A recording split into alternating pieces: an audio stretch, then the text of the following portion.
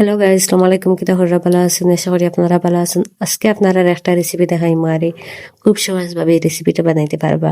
আমরা সবেও কম বেশ শীতল চাটনি খাই আরি ওভাবে শীতল চাটনি বানাইয়া দেখবা একবার করে ট্রাই করি। খুব সুন্দর করে ঘরোয়া পদ্ধতিতে আর খুব সহজে বানানো যায়। পয়লা শীতল গুণ বালা করে দইয়ে এর পরে সসম্যান একটা আমি দিলাইছি দিয়া কত সময় উতরাইয়া শীতলের সপ্তাহ বার হয়ে যাইব, গোসা আলাদা হাগলি রইব আর ইয়া শীতলের সপ্তাহ আরি বার হয়ে যাইব। বারণের পরে তো গোসা আগলান না হিলা শীতল মাখিয়া খাই চাকনি খাইলে আর বেশি গোসা থাকে আর ইলা আমি জেলা খুঁয়ে দিলা গোসা একজোড়াও আপনারা পাইতা না শীতলর। আপনারা আবার দেবা। তারপরে আমি কড়াই তেল দিলাইছি দিয়া তেল গরম করিয়া এরপরে পেঁয়াজ আদা আর রসুন আস্তা দিলাইছি, আদা টুকরা দিছি আর লবণ দিয়ে বালা করে কত সময় লাড়মু।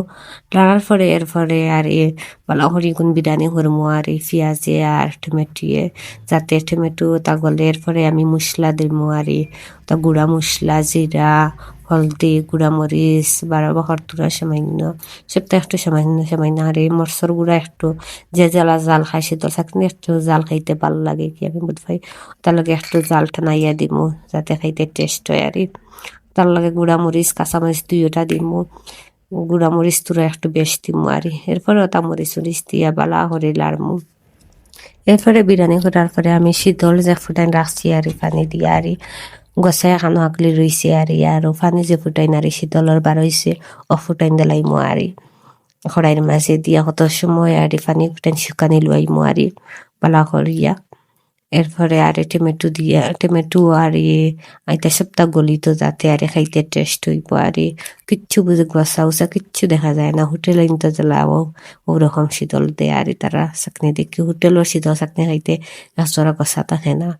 এরপরে বালাও হরি বিরিয়ানি করমু আর যাতে শীতলর পানি ফুটাই টমেটো আর পেঁয়াজে খায় আর ওলা টানির পরে এরপরে সেন্ট আইব আর শীতলর পুরা খুব মজা লাগে সেন্ট একটা বার হইব শীতলর আর আপনারা করে অবশ্যই ট্রাই করবা এইভাবে আর শীতল চাটনি বানাই আর যারা যারা খাইতে পালা পাই না এরপরে কাঁচামরিচ দিলাইমু দিয়ে আর কত সময় জাল আর বেশি ভালো লাগে।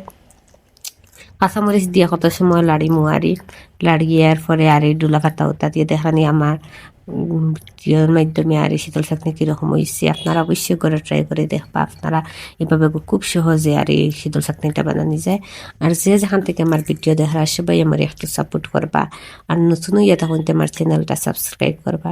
এরপরে আমার শীতল চাটনি হয়ে গেছে আর ওদিকে আমি ডুলা পাতা দিয়ে লামাই দিব। আর আজকের আমার রেসিপিটা কিরকম হয়েছে আপনারা অবশ্যই কমেন্টের মাধ্যমে হইবা আর ভালো লাগলে লাইক কমেন্ট শেয়ার করবা, অন্যরা দেখার সুযোগ করে দিবা।